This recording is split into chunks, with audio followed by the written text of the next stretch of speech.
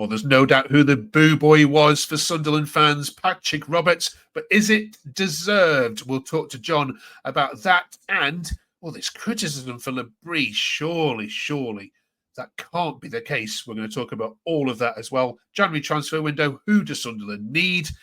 And who's the November player of the month? Delighted that we've got John back with us. Welcome, John. We as a neutral, enjoyed the Sheffield United game. I thought Sunderland were the better side by far and should have won. Why didn't they? I think it's about being clinical. You know, we get the penalty. In this day and age, you have to score the penalty. I'm sure we'll come on to Roberts in a minute, but it was a bit of a crazy game. I think on the whole we probably edged it, but they took their chances and we didn't. They managed to bring on Tom Davies, who's, you know, he's been a Premier League player for a long time, and just a little bit of a difference. Someone on our end, not great defending. It's just dropped to him, and he's scored. That is the difference. Unfortunately, we're not at our ruthless best at the moment, and that's why we've seen the draws recently, and obviously the not scoring the penalty. You know, I think that puts pressure on them. But yeah, we don't score it, and then we probably not got what we deserved, but it's a massive frustrating one to take. Can I ask you about that penalty? Is it a good save, or is it a poor penalty? To me, I think it's a poor penalty. I mean, it's been the weekend of penalties. I've watched a lot of football, and I've seen penalties loads. Even my boy even saved a penalty in his game today, and I think even he said, "Oh, you should always score a penalty, Dad." So you have to hit that side net, and I think perfect example was it Saka? Literally hits the side inside the side net and is perfect. You know, don't give the keeper a save to make. But I think he's obviously low on confidence a little bit. You can see he tries really, really hard, and as soon as he got the ball, I was a little bit like, oh no, which is a shame because he's such a talented player and you really want it to go for him, but at the moment it's not. So yeah, you should always score a penalty, and I'm always a believer of your strikers, who are on form. Wilson needs to grab the ball of him and say, I'll take the penalty. But we gave it to Roberts, and unfortunately he's missed, and I think it has cost us. Absolutely. Let's look at some social media takes, shall we, from the fallout of that. It's absolutely lifting how Patrick Roberts is the boo boy on here. The amount of what he gets is pathetic. However, others saying, I think he's the weak link in this Sunderland side now. I love Patrick Roberts, but I think his time is up. We need a new right winger. Dean says his confidence is absolutely shot to pieces. I remember Tony Mowbray saying he's one that needs an arm around him, reminding him how good he can be. A firing Patrick Roberts is a joy to watch. It's a shame he's become the whipping boy of the fan base. What side of the fence do you fall on here, John?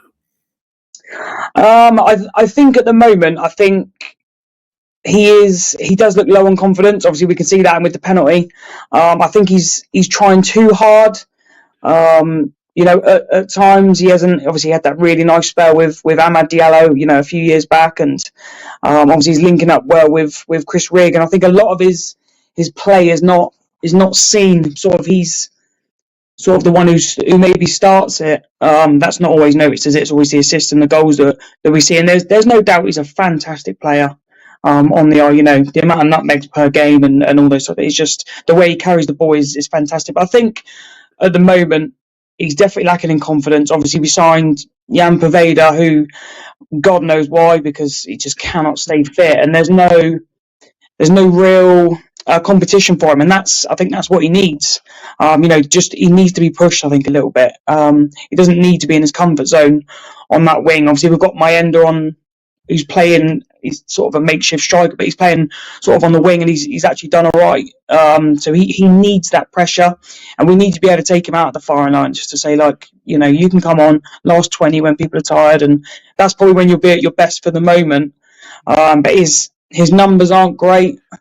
But he's one of those players. He is a fantastic player, but at the moment it's just not happening for him. Nothing's sort of dropping. He's not getting that one tap, and you think, just comes off the back of someone, and it's just a frustrating one. I think, like I said, the competition think's the big one. He needs to be pushed.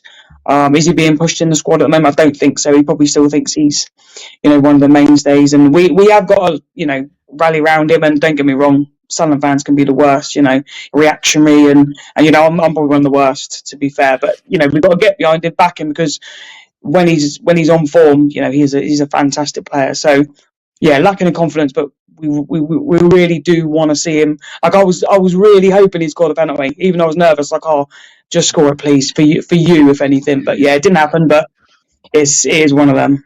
Okay, knowing, and what usually happens with Sunderland, they'll go and get a hat trick against Stoke now or something, and make everyone eat their words. Some of the criticisms coming through then, which you need to address again on this channel. We review all the social media takes, whether we believe them to be right or not. Lee says, overall, we've been great this season, but the last few weeks we've been mostly awful, and Labry's reluctance to change things until it's too late is frustrating beyond belief. Well, Matthew says everyone can get off Labry's back. Half the fan base was tipping us for relegation. It's not his fault.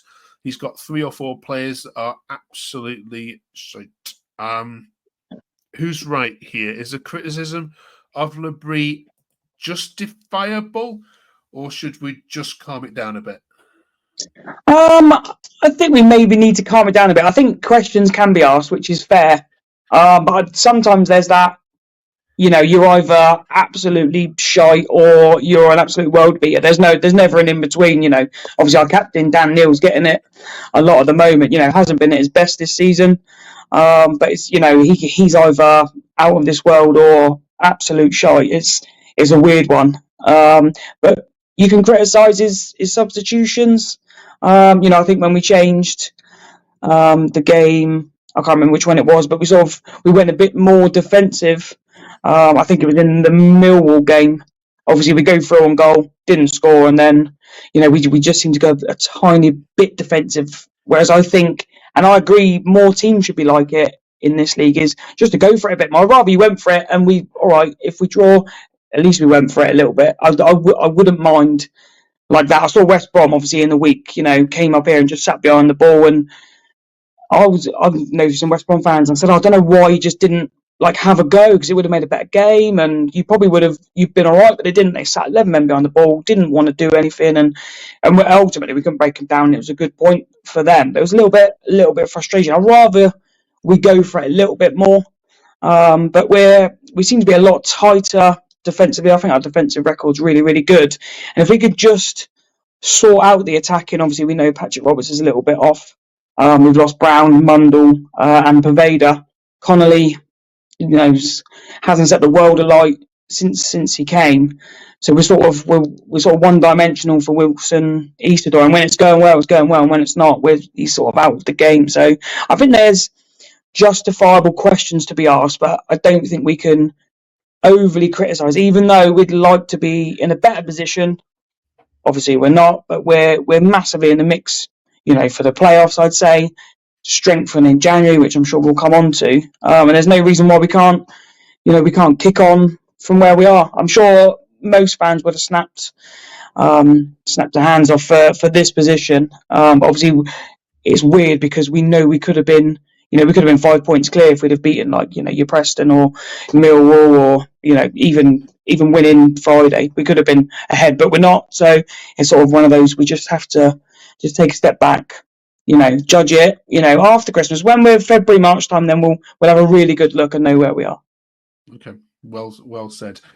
Before we leave this game alone, there was one suggestion from a couple of fans as to why you are being so negative, especially in the second half of games. This poster said, "Do you think Dodds is having too much influence on RLB? I could swear we are now playing like we did under Dodds last season." There's a couple of people replying to that, saying can see your point, but this football is far better than what we were watching under Dodds. But can you see the similarities of when you do go this you take the Coventry game, for example, where you were 2-0 up and then ended up playing this very Dodds-like football and ended up 2-2?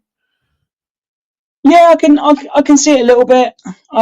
Again, I'd love us to go we're 2-0 up against Coventry, and they were bereft of any confidence or anything. And they were shocked when obviously they got the first goal. It was a bit like, oh, we've scored here. If we'd have gone from, like I said, let's just go. We've got that ability and that attacking because there's going to be games where we're not going to have that, and we are going to have to sit in a little bit and be a little bit more defensive. We don't need to be like that. There are certain situations where you do need to keep it tight, just keep the ball ticking over. Which, to be fair, we're normally pretty good at, pick our moments. But I think in a lot of games we seem to sit quite deep, and that's really frustrating. Like Wilson Isidore sometimes is on just outside our area. So the ball's coming out to their centre backs, and it's coming back in. We've got the players to get up and stretch the play, and and we will hurt teams. We're an excellent counter-attacking team, and on general an attacking team, very very good. So it's a little bit like I was saying. Like I'd like to see your teams go for it a little bit more. And if you come up short now and again, with the quality and the youth we've got, I think we'll be able to cope with it. But on the odd occasion we don't, we can say, well, at least we had a go. There's nothing I think you can argue then. There has to be that little bit of pragmatism. I get that because anyone can, we could easily go to the bottom team and, lose 2-0. That and Sunderland thing has always been, I'm sure it's the same for everybody. You go to the top of the league and, Sheffield United, we played, with all their sort of money they've got and, players they've got, and we more than matched them, I thought. So, it is one of them. Like you say, after Christmas, you sort of see where you are, and then where do we go from here? Okay. All right. Brilliant. Let's leave that game alone then. Stoke City up next at home. Usually a game that's got quite a few goals in it. You beat them 3-1, of course, last season. You remember the 5-1 defeat? Nah, it didn't happen. Didn't happen. Okay. I just wanted to bring up that team that lost that game. Here it is. Just looking at it, actually, it's not that dissimilar, is it, to the team now? So there's the team that lost to Stoke 5-1 at home back in March 2023. How much have you progressed, do you think, in terms of the side since that game? I mean, it was, of course, the first game back, or first season, obviously, back in the Championship. Do you look at that and think, crikey, actually, yeah, we haven't changed that much, have we? No, I don't think we have. Obviously, there's a lot of players there who are very consistent. You've got Patterson there. Obviously, Ballard and Hume are mainstays. Dan Neal's obviously the captain now. Patrick Roberts obviously still there, and Aji Elise. So there is a very good, strong core there. And we're adding to it with obviously what's coming off of the youth conveyor belt, which is very good. Obviously, we've got Rigg and Watson coming in and slotting in sort of very well. It's just the way the club's run. It's a very good, consistent, squad that we're building. It seems to. I don't think it's as fast building as maybe we'd like, because I think a couple of times we're just sort of a couple of signings away from really having a real go. And probably the same. I'm sure we'll come on to transfers as well. We are just a couple away from really, really turning it on. So, we're doing well and we're progressing. It certainly beats sort of mid-table in League One, I can assure you. All right. Let's get on to transfers then, shall we? So, all the kids are writing their wish list for Santa now. So, what's on the list for the Black Cats? What are the priorities? Run through the positions that absolutely, when we get to that transfer window closing in February, that you need to I think a couple. I think we definitely need some real fit competition for Patrick Roberts. I say fit because obviously we've got Jan Paveda who just cannot stay fit.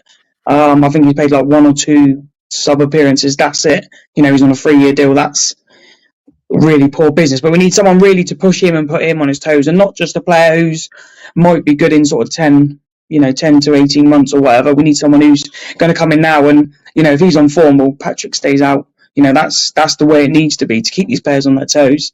Again, we've got Samed. He's another one who plays sort of a central defensive midfield.